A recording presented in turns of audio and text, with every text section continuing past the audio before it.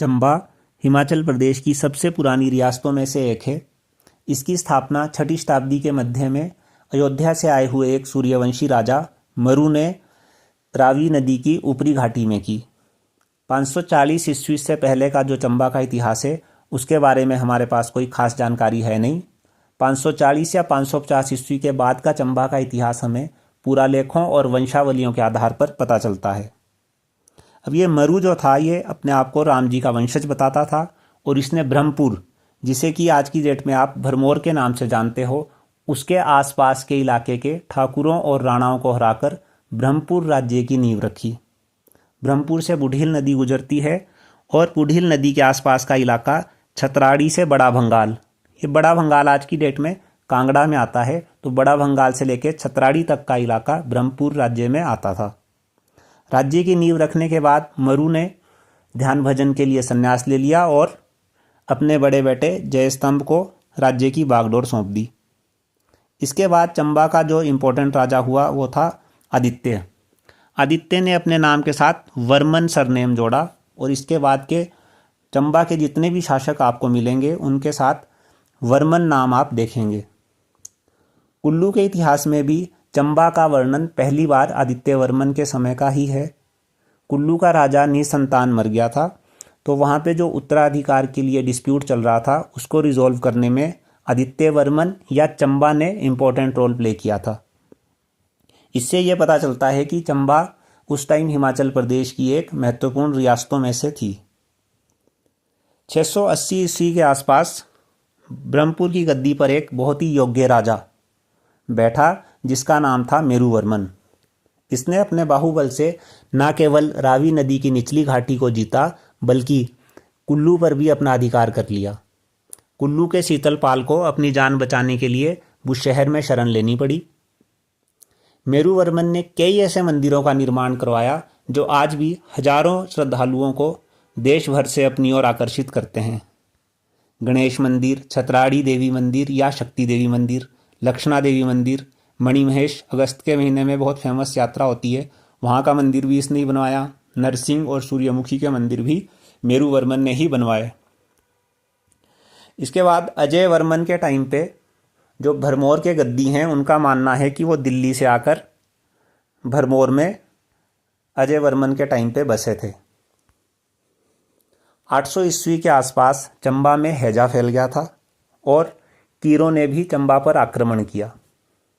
उस टाइम चंबा का राजा था लक्ष्मी वर्मन। कीरों ने बैजनाथ तक अपना अधिकार जमा लिया था। बैजनाथ का एक पुराना नाम कीरग्राम भी है और आप सब जानते हैं कि बैजनाथ में भगवान शिव का एक फेमस मंदिर है जिसकी कहानी रावण से जुड़ती है। रावण भगवान शिव की तपस्या करके एक शिवलिंग लेके लंका की ओर जा रहा था। भगवान शिव ने उससे कहा था कि इस शिवलिंग को कहीं ज़मीन पे मत रखना, ये वहीं स्थापित हो जाएगा। गणेश जी ने गडरिये के भेष में रावण से वो शिवलिंग लेके वहाँ स्थापित कर दिया। इसलिए आज भी रावण की याद में बैजनाथ में दशहरा नहीं मनाया जाता।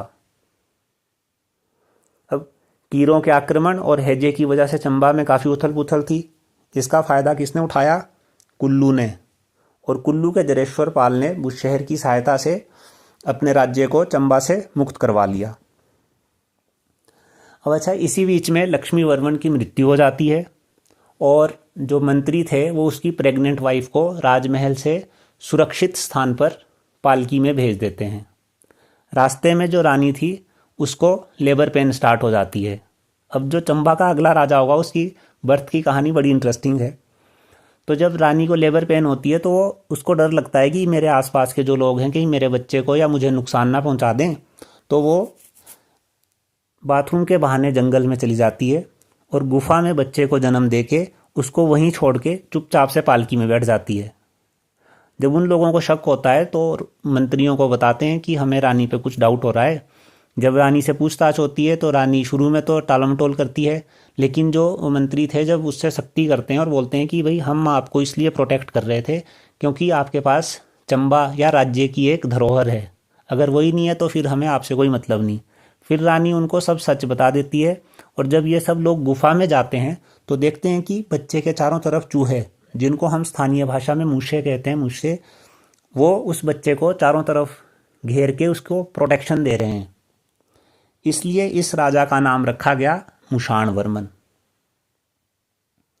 अब रानी और मुषाणवर्मन ने बड़ा बंगाल में एक ब्राह्मण के घर में शरण ली। 10-12 साल तक ये वहीं रहे। एक दिन फर्श पे या ज़मीन पे आटा गिर गया, जिस पर रानी और उस बालक के पदचिन्हों को देख के ब्राह्मण ये जान गया कि ये राज परिवार के लोग हैं। वो रानी से जब सब पूछता है तो रानी सारा वृतांत बताती है। अब ब्राह्मण की जान पहचान होती है सुकेत के राजा से। सुकेत आज की डेट में सुंदरनगर को हम बोलते हैं, या सुंदरनगर का पुराना नाम सुकेत था। तो ये जब ब्राह्मण उस बच्चे और रानी को लेकर सुकेत के राजा के पास जाता है, सुकेत का राजा मुषाणवर्मन की पढ़ाई लिखाई या शिक्षा दीक्षा का प्रबंध करता है। जब ये बड़ा हो जाता है तो अपनी बेटी की शादी इससे करता है और पंगाणा का परगना इसको दहेज में दे देता है। कुछ टाइम के बाद सुकेत का राजा मुषाणवर्मन की सैन्य सहायता करता है, जिससे ये चंबा को फिर से हासिल कर लेता है। मुषाणवर्मन के टाइम पे चंबा में चूहों को मारने पर प्रतिबंध था।